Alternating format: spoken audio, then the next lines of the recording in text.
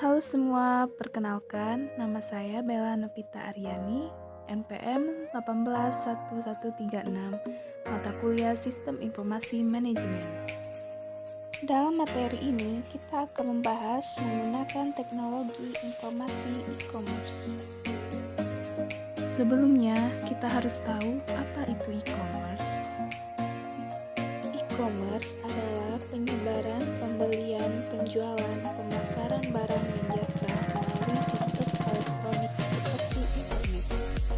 E-commerce juga mempunyai manfaat seperti satu, mempermudah komunikasi antara produsen dan konsumen.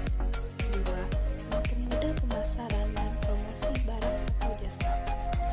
Tiga, memperluas jangkauan calon konsumen dengan pasar yang luas. 4. Mempermudah proses penjualan dan pembelian. 5.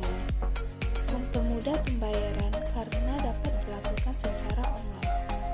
6. Mempermudah penyebaran informasi.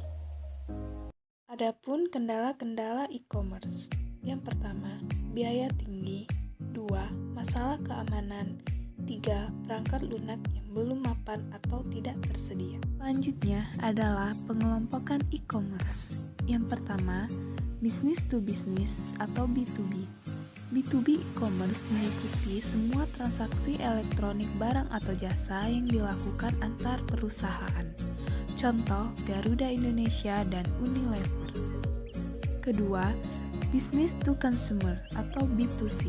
B2C adalah jenis e-commerce antara perusahaan dan konsumen akhir. Hal ini sesuai dengan bagian retail dari e-commerce yang biasa dioperasikan oleh pedagang retail tradisional.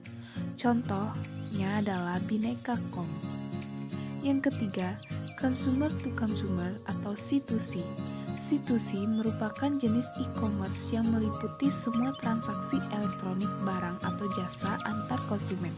Contohnya adalah Toko Bagus. Adapun metode pembayaran e-commerce yang dapat digunakan antara lain 1. Transfer bank. Kedua, pembayaran kartu kredit atau Visa. Ketiga, cash on delivery atau COD. Selanjutnya, kita akan membahas apa itu business intelligence. Business intelligence adalah aktivitas pengumpulan informasi dalam dunia bisnis mengenai unsur-unsur di dalam lingkungan yang berinteraksi dengan perusahaan yang dilakukan secara terbuka. Business intelligence juga dapat memberikan kekuatan baru kepada bisnis kita dan dapat mengubah cara kita dalam menjalankan bisnis. Di dalam business intelligence menggunakan basis data eksternal, perusahaan tidak hanya mengumpulkan informasi dari lingkungannya sendiri, juga adanya sejumlah basis data komersial penting yang memberikan informasi semua subjek perusahaan. Di dalam bisnis intelligence juga terdapat mesin pencarian, contohnya Google dan Yahoo. Mesin pencarian adalah suatu program komputer yang dapat digunakan untuk mencari kata-kata yang diinginkan dari situs-situs web. Selanjutnya, manfaat bisnis intelligence. 1. Meningkatkan nilai data dan informasi organisasi. 2.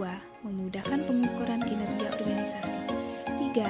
Meningkatkan nilai implementasi teknologi informasi yang sudah ada. 4. Meningkatkan efisiensi biaya. Selanjutnya, kita akan membahas apa itu sistem interorganisasional.